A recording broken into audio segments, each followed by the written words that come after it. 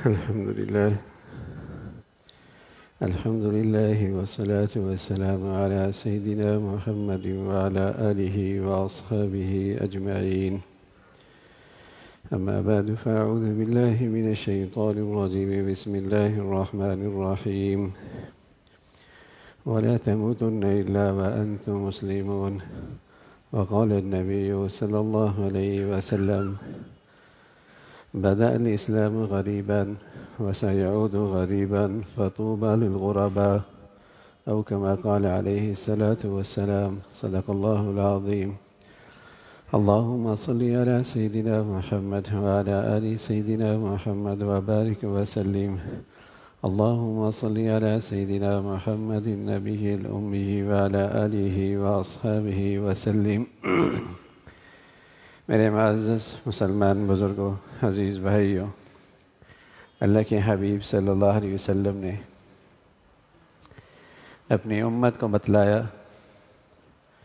کہ بدأ الاسلام غریباً، جب اسلام آیا تھا تو غریب تھا. غریب مسافر جس کا کوئی پرسان حال نہ ہو، غریب مسافر اجنبی جس کا کوئی پرسان حال نہ ہو، کوئی اسے ساتھ دینے والا، کوئی اس کی حمایت کرنے والا، کوئی اس کا ساتھ کھڑا ہونے والا. بدأ الاسلام غریباً، اسلام کا ابتدائی دور بھی غربت کا تھا، غریب تھا. کوئی اسے اپناتے تو لوگ اسے اجنبی نظروں سے دیکھتے، حیران ہوتے، انوکھی سی بات لگتی. وَسَيَعُودُ غَرِيبًا، فرمایا ایک پھر وقت آئے گا میری امت میں، اس دنیا میں اسلام پھر غریب ہو جائے گا.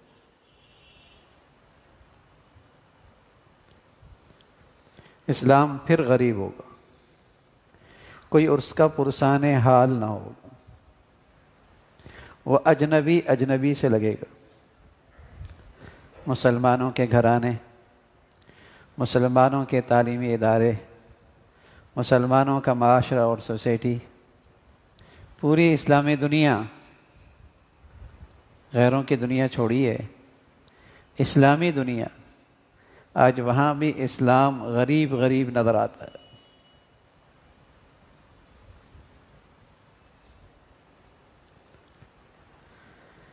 کلمہ توحید ہے، کتنے لوگ اس کے مفہوم سے آشنا ہیں کہ الا لہ الحکم، کہ فیصلہ اللہ کا ہے، حاجت روا اللہ ہے، مشکل کشا اللہ ہے، طاقت کی مرکز اللہ کی ذات، اللہ کی قدرت ہے. القہار بڑا زبردست ہے، العزیز واللہ یحکم لا معقب لحکمہ، جب وہ طے کر لے ساری دنیا بھی اکٹھی ہو جائے اس کے فیصلے کو کوئی رد نہیں کر سکتا. للہ ملک السماوات والارض، زمین و آسمان کی بادشاہت اسی کی ہے. زمین کا ذرہ، سمندر کا قطرہ، درخت کا پتا، اسے پوچھے بغیر نہ حرکت کرتا ہے نہ زمین پہ گرتا ہے. الا لہ الحکم. مسلمان معاشرے میں اس عقیدہ توحید، اس کلمہ توحید کے مفہوم کو جاننے والے کتنے ہیں؟ مردم شماری میں تو بہت ہیں، لیکن آج مسلمان گھرانوں میں، مسلمانوں کی زندگی میں، اسلامی دنیا میں اسلام غریب ہے. اسلام کے بنیادی ارکان ہیں جس پر اسلام کی عمارت کھڑی ہے. نماز، زکوٰۃ، روزہ، حج، فیصد لگائیے. کسی بھی سوسائٹی اور کالونی میں کسی بھی تعلیمی ادارے میں، اسلامی دنیا میں ان بنیادی ارکان پر کھڑے ہونے والے کتنے ہیں؟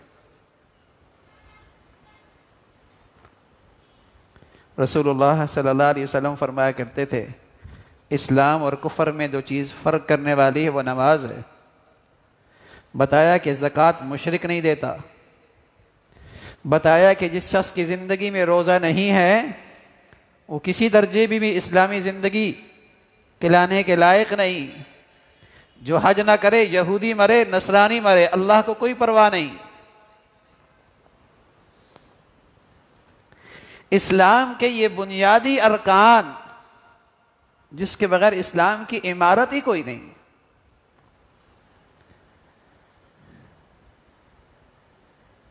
اسلام اجنبی ہے، سچے نبی نے سچ بتایا ہے وَسَيَعُودُ غَرِيبًا، اسلام پھر غریب ہو جائے گا۔ اخلاقیات، دیانت اور سچائی، اسلامی معاشرت، اسلامی معاملات، یہ تو آگے کی بات ہے۔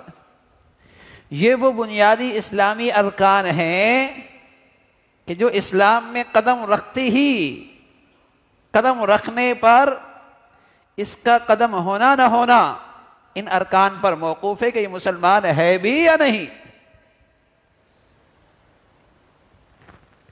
اس لیے کہ اگر کسی کا قدم اتنا بھی نہیں بڑھا تو اس کا اسلام سے کوئی تعلق نہیں۔ اخلاقیات، معاملات اور معاشرت، یہ تو یہ کہ مسلمان کی اسلام کی زندگی کا عروج ہے، کمال ہے، خوبصورتی ہے، تکمیل ہے۔ لیکن یہ وہ بنیادی ارکان ہیں جو اس بات کی شہادت ہے کہ یہ مسلمان ہے۔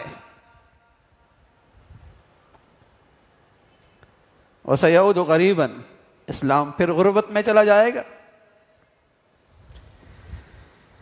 مسلمانوں کی بچیاں یا بچے اگر کسی ہندو اور عیسائی کے ساتھ چل پھر رہے ہوں، کہاں سے پہچان ہوگی کہ یہ مسلمان ہے؟ کون سی ایسی علامت ہے کہ اس اسٹیشن پہ یا اس ایئرپورٹ پہ مسلمان ہیں؟ کون سی ایسی علامت ہے کہ اس پورے فلائٹ میں مسلمان بھرے ہوئے ہیں؟ وہ یہی چیز فرق کرنے والی ہے کہ روئے زمین پہ مسلمان کہیں بھی ہوگا، کسی حال میں بھی ہوگا، وہ نماز پڑھے گا، وہ اللہ کے سامنے جھکے گا، وہ اللہ تعالیٰ کی فرما برداری اختیار کرے گا۔ یہی اس کی اسلام کی شہادت ہے۔ رسول اللہ صلی اللہ علیہ وسلم نے بتایا ابتدا میں اسلام اجنبی تھا، وَسَيَعُودُ غَرِيبًا، پھر اجنبی ہو جائے۔ فَطُوبَى لِلْغُرَبَاءِ، دنیا میں اسلام اجنبی ہے، اسلام کو اپنانا مشکل ہے، اسلام پہ استقامت باہمت لوگوں کا کام ہے۔ فرمایا یہ لوگ بڑے خوش نصیب ہیں۔ فَطُوبَى لِلْغُرَبَاءِ، یہ بڑے خوش نصیب لوگ ہیں۔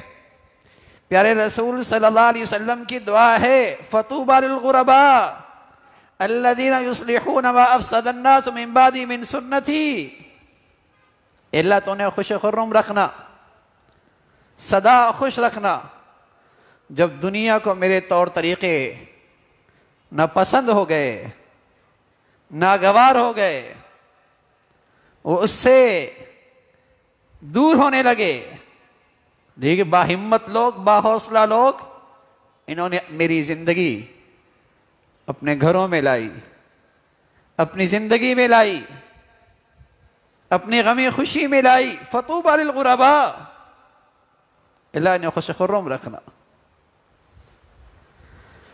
تو میرے عزیزو، سچے نبی نے بتایا ہے، آج آنکھیں دیکھتی ہیں کہ دین پھر اجنبی ہو گئے۔ اسلام پھر غربت میں چلا گیا ہے۔ کہاں وہ خوش نصیب لوگ جنہوں نے اسلام کی یہ بہار بھی دیکھی؟ کہا کرتے تھے اعزنا اللہ بالاسلام، ہم تو گرے پڑے لوگ تھے، آج عزت اور عجوج کے جس مرتبے پہ ہیں اس کے پیچھے ہمارا اسلام ہے. کہا کرتے تھے اعزنا اللہ بالاسلام. ہماری یہ ترقی، ہماری یہ خوشحالی، یہ ہماری عزت، یہ ہمارا عروج، یہ کامیابی، یہ سب اسلام کے بدولت ہے. اور آج اور سوچ اور فکر اتنی بیمار ہو گئی، آج سوچ اور فکر اتنی بیمار ہو گئی، ذہنیت اتنی خراب ہو گئی، اسلام پہ چلیں گے تو ترقی کیسے کریں گے؟ اسلامی زندگی کے ساتھ کامیابی کیسے ممکن ہے؟ ہم دنیا کے لحاظ سے کیسے آگے بڑھ سکتے ہیں؟ اس سوچ اور فکر کی ایسی بیماری ہے، ایسا زہر پھیلا ہے کہ مسلمان اور مسلمانوں کی اولادیں اسی اسلام کو اپنی ترقی کے لیے رکاوٹ سمجھنے لگیں. احساس کمتری کا شکار، احساس کمتری کا شکار. صحابی رسول صلی اللہ علیہ وسلم رستم کے دربار میں گئے اور اس نے کچھ کھانے کے لیے اس کے پیش کیا تو کچھ نیچے گرا. رسول اللہ صلی اللہ علیہ وسلم کی ادا اور طریقہ یہی ہے، صاف ہو تو کھا لو، ہو سکتا ہے سارے کھانے کی برکت اسی میں ہو.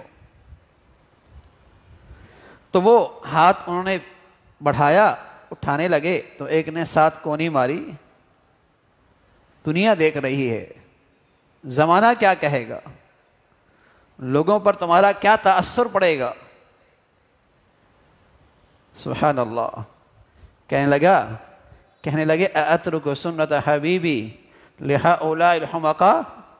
ان احمقوں کو کیا پتا میری نبی کی سنت میں کیا عزت ہے. ان احمقوں کو کیا پتا میرے پیارے حبیب کی زندگی میں کیا عزت ہے، کیا کامیابی. انہیں کیا پتا. میں ان احمقوں کی وجہ سے اپنے نبی کا طریقہ تو نہیں چھوڑ سکتا. میرے عزیزو، اسلام کو عزت دو گے، اسلام ہمیں عزت دے گا. اسلام کی عزت کرو گے، دنیا تمہارے قدموں میں آئے گی. اللہ کے حکموں کو اپنی عزت سمجھو گے، تمہیں دنیا میں اللہ تمہاری عزت کا ڈنکا بجا دے گا. اعزنا اللہ بالاسلام. ہم تو گرے پڑے لوگ تھے، ہمیں تو دنیا پوچھتی بھی نہیں تھی. اسلام کا دامن کیا تھاما، آج یہ عزت ملی. آج عمر فرمایا کرتے تھے میں مکہ کی پہاڑیوں میں اونٹ چرایا کرتا تھا. خلافت کے بعد وہاں کھڑا ہوا، دوست کہنے لگے عمر کیا سوچ رہے ہو. میں کہنے لگا میں نے بتایا کہ میں یہاں پہاڑوں پہ آ کے اونٹ چرایا کرتا تھا، اور میرے ابا خطاب مجھ سے کہتے تھے عمر تو کیا کرے گا، تجھے تو اونٹ چرانے بھی نہیں آتے. آج اپنی قسمت پہ نازا ہوں، سچے نبی کی سچی زندگی کیا اپنائی ہے، اللہ نے آج امیر المؤمنین بنا دیا ہے. آج خلافت خلیفۃ المسلمین ہوں، عزت ملی ہے اسلام سے. میرے عزیزو، بڑی دولت ہے، قدر کیجئے قدر ہوگی، عزت دیجئے عزت ملے گی. وَلِلَّهِ الْعِزَّةُ وَلِلرَّسُولِ وَلِلْمُؤْمِنِينَ. عزت کے خزانے اللہ کے پاس ہیں اور یہ اہل ایمان کے لیے ہیں. عزت تو دو اسلام کو اپنے گھروں میں، اپنی زندگیوں میں، اپنی غمی خوشیوں میں اللہ کے حکموں کو عزت دو، عزت ملے گی.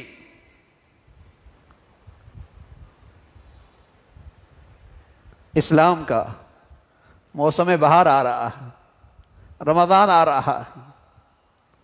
رسول اللہ صلی اللہ علیہ وسلم مہینوں پہلے دعائیں کیا کرتے تھے، اللہم بارک لنا فی رجب و شعبان و بلغنا رمضان. اے اللہ میرے رجب میں برکت دے، میرے شعبان میں برکت دے، مجھے رمضان دے دے. مہینوں پہلے اس کا استقبال، اس کی تیاری، اس کا اہتمام، اس کے لیے دعائیں، کمائی، سیزن. سیزن ہے، لگ گیا تو پورا سال گزرے گا، وہ سیزن لگ گیا تو پورا سال اچھا رہے گا، سیزن اس کی تیاری میں رہو۔ اہل ایمان کے لیے بھی رمضان سیزن ہے، موسم بہار ہے، اسلام کی بہار آتی ہے اہل ایمان پر۔ تو میرے عزیزو، یہ 15 شعبان، یہ اس کی رات اور اس کا یہ دن اور یہ گھڑیاں، یہ سب رمضان کا استقبال ہے۔ صاف ستھرے ہو کے آؤ، تیاری کر کے آؤ، بڑے دربار میں حاضری ہے، رحمتوں کا موسم بہار ہے، صاف ستھرے ہو کے آؤ، تیاری کر کے آنا۔ رحمت کی بارش کتنی اچھی کیوں نہ ہو، برتن ہی الٹا ہو، ایک قطرہ بھی نہیں جاتا، برتن تو سیدھا کر لیا ہے گندا، پانی گرے گا، پانی کا رنگ صاف تھا، بارش کا پانی ہے، برتن گندا ہے، گدلا ہو گیا، گدلا ہو گیا۔ شعبان کا یہ مہینہ دل کے برتن کو سیدھا کرنے کے لیے ہے، شعبان کی یہ گھڑیاں دل کے برتن کو صاف کرنے کے لیے ہیں کہ رحمت کی بارش آئے تم اس قابل ہو کہ اس رحمت سے فائدہ اٹھا سکو، ورنہ تو آتا ہے اور چلا جاتا ہے، تمہارا برتن پھر بھی خالی رہتا ہے، تمہارا دل کا برتن پھر بھی گدلا ہی رہتا ہے۔ اسے سیدھا کر لینا، اسے صاف کر لینا۔ رمضان کا مہینہ آ رہا، تو میرے عزیزو، یہ مبارک گھڑیاں ہیں، تیاری کیجئے، نظام بنائیے، ابھی سے رمضان کا نظام بنائیے، اپنے کاموں کو سمیٹیے، معاملات کو تھوڑا سمیٹ کے رکھیے۔ رمضان نئی زندگی، اسلام کی ایک نئی زندگی دیتا ہے، اسلام کی ایک نئی تازگی دیتا ہے، اس لیے ابھی سے اس کے لیے ماحول بناؤ، نظام بناؤ، تاکہ وہ گھڑی اس سے ہم محروم نہ ہوں، اور جو رمضان ہمیں دینا چاہتا ہے ہم اس قابل بنیں کہ اس کی برکتیں اور رحمتیں لینے والے ہوں، ہم بھی، ہمارے بچے بچیاں بھی، ہمارے گھرانے بھی۔ اللہ تعالی ہم سب کو اس کی توفیق نصیب فرمائے۔ وآخر دعوانا الحمد للہ رب العالمین۔